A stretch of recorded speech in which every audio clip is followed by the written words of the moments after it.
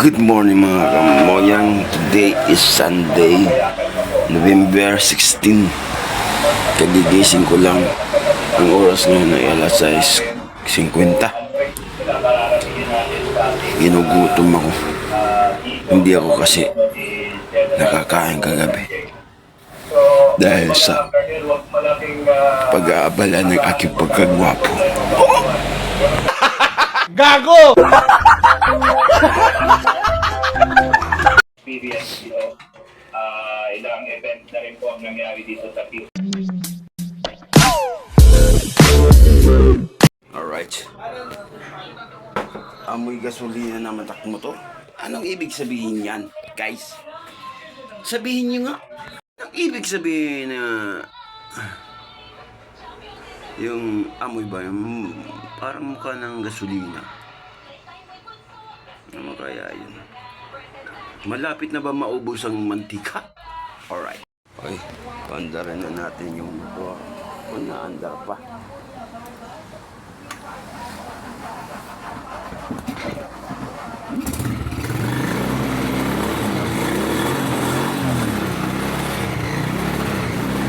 Naandar pa man ngayon.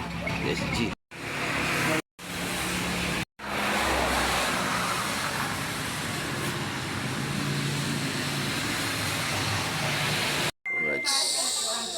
Magluluto tayo ng bunay. Bumili tayo ng baboy at ito yung dahon, yung Chinese pichay. Alright, let's G.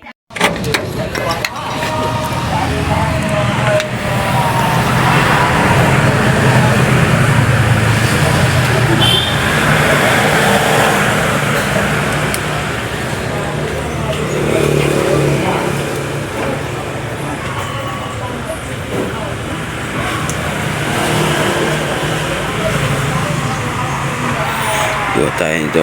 Ilalagay natin sa itlog. Itong dahon na to. Alright. Punta ako sa Pilipinas, ano? Bakit nga ba? Batihin natin yung itlog para masarap. Alright. Ayan na. Painitin natin yung mantika dito sa kawali. Alright. Yan ang baboy. Prituhin natin para may upre. Para may kwan tayo. Ang tawag ito. Basta. Pritong baboy.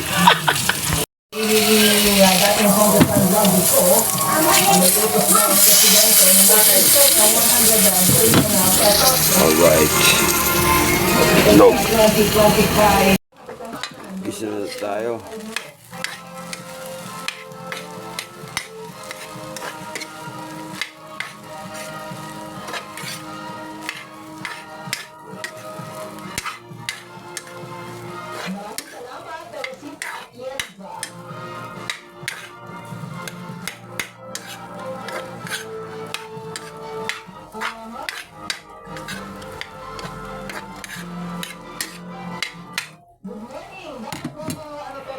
Ay, ang kaso, lalo sa mga ito.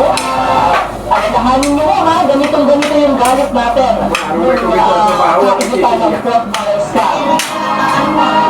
Panahon na ito. Oras, isang minuto makalipas ang oras. Dahil ang DZRH una sa Pilipinas, una sa Pilipino, saan ng panig ng mundo, nasaan ka man,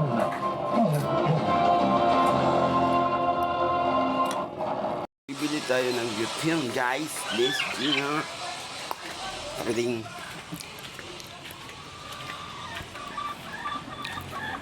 Bakit may light?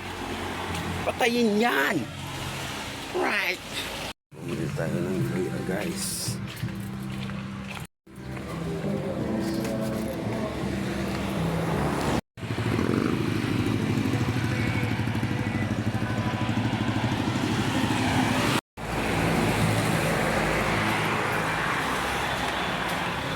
Bumili tayo ng luya, guys. makulimlim na panahon, guys. Panitin natin yung baboy.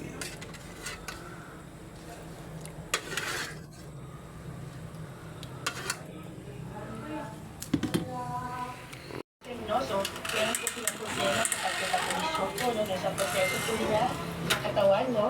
So, katulad, ang example, Good afternoon mga kamboya. Magandang hapon. Nakatulog ako. Pagod kasi. Alright. Kakain na tayo. Hindi pa ako kumain. G. Good evening guys. Nandito tayo ngayon sa Jane F. Dito sa Jurpun. G.